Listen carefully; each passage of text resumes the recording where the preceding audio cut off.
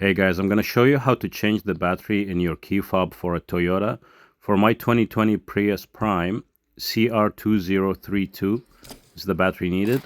And this process and that battery should be the same for a lot of other Toyotas, but do your research. First, take out the emergency key, and it has a sharp end to it, and you can stick that, there's a groove there next to that key slot, and gently pry the case apart, and it will split in two halves.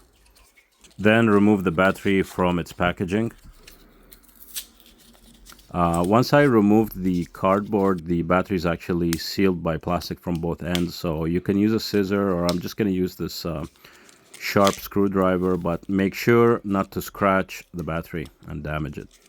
To remove the old battery, take a flathead and pry it. There's a groove there right behind the battery. When you do this, make sure the circuit board does not fall off the case, and if your case had a rubber seal between the two halves, make sure that does not get squished.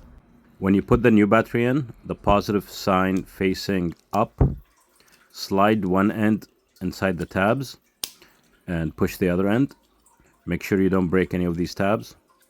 Then just gently close the rest of the case and put the emergency key back in. This is easier than a lot of other key fobs I've worked on in the past because there are no tiny screws to open and you might lose them. So finally, just put the emergency key back in and it's all done.